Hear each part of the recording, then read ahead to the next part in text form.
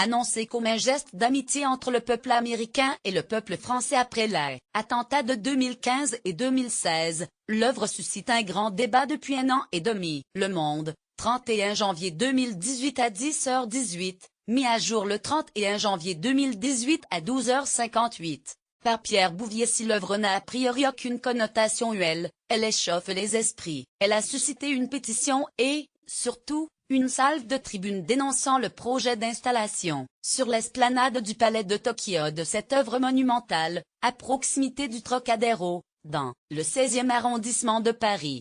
Lire aussi, le bouquet de fleurs de Jeff Koons, donne de l'urticaire de l'art face à l'imbroglio. La ministre de la Culture, Françoise Nyssen, a décidé d'intervenir. Mardi 30 janvier, Elsevier artiste. Que se sont-ils dit? Jeff Koons est venu voir la ministre, pas pour s'exprimer sur la polémique ni imposer l'œuvre, explique Emmanuel de Noirmont, qui a représenté l'artiste en tant que galeriste jusqu'en avril 2013. Quelques jours plus, la ministre s'était rendue place de Tokyo, à l'emplacement où l'œuvre devrait être installée, pour faire le point. Elle demande toujours que les dossiers techniques, économiques et juridiques soient sérieusement aboutis et surtout que les études annoncées soient effectivement réalisées par la mairie. Le 21 novembre 2016, l'Américain Jeff Koons annonçait qu'il offrait à la ville de Paris bouquet of tulipes, comme un geste d'amitié entre le peuple américain et le peuple français après les attentats de 2015 et 2016. L'œuvre haute de 10 mètres, large de 8, pesant 27 tonnes sans socle, en bronze, acier, inoxydable et aluminium, représente maintenant des tulipes multicolores qui symbolisent l'acte d'offrir. L'œuvre a été créée comme un symbole de souvenir, d'optimisme et de rétablissement, afin de surmonter les terribles événements qui ont eu lieu à Paris il y a 1 an, expliquait alors Jeff Koons, entouré de la maire de Paris, Anne Hidalgo, et de l'ambassadrice des États-Unis en France, Jane D. Hartley. C'est cette dernière qui a eu l'idée d'offrir l'œuvre de l'artiste à la France, comme elle l'expliquait au Figaro, le 23 novembre 2016. J'ai eu cette idée après le 13 novembre et ces terribles attaques contre les gens en terrasse. Elle dit avoir proposé à Jeff Koons de créer une œuvre d'art pour l'offrir à la ville de Paris en hommage aux victimes des attentats. Dès le lendemain de l'annonce, les esprits s'échauffent. Harry Bellet, journaliste au service culture, écrit dans Le Monde que Jeff Koons offre des fleurs mais il faudra payer le vase. De son côté, Télérama signale que ni les riverains ni les 2 directeurs des 2 institutions concernées, Fabrice Ergout, Musée d'art moderne, et Jean Deloisy, Palais de Tokyo, n'ont été consultés. Pas plus, semble-t-il, que le Cours des architectes des bâtiments de France, dont la mission est de gérer les espaces protégés comme le Palais de Tokyo, édifice bâti pour l'exposition internationale de 1937. À la fin de l'année 2017, une pétition intitulée Non à bouquet de tulipes de Jeff Koons à Paris est lancée par Espace 35, collectif d'artistes de Belleville. Elle a recueilli plus de 6150 signatures. Ses auteurs dénoncent la démesure du projet, sa présence nous privera d'un point de vue unique.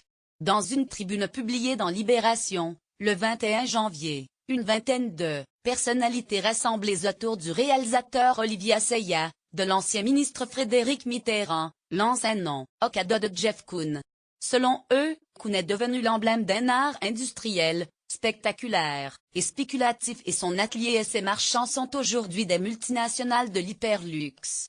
Le choix de l'œuvre, et surtout de son emplacement, sans aucun rapport avec les tragiques événements invoqués et leur localisation, apparaissent pour le moins surprenants, sinon opportunistes, voire cyniques. Par son impact visuel, son gigantisme et sa situation, cette sculpture bouleverserait l'harmonie actuelle entre les colonnades du musée d'art moderne de la ville de Paris et le palais de Tokyo, et la perspective sur la tour Eiffel, argue-t-il enfin.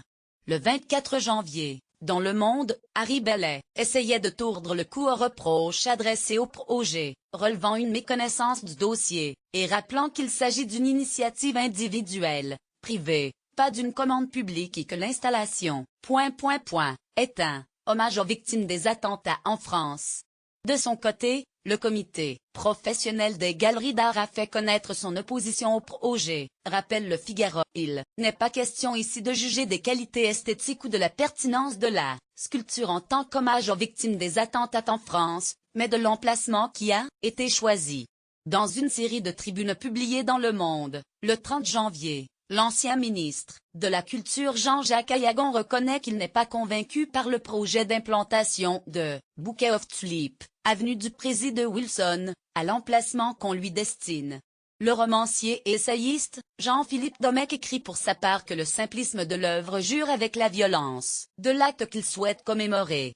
Quant au philosophe Yves Michaud, il ironise, le destinataire d'un cadeau est censé pouvoir en faire ce qu'il veut.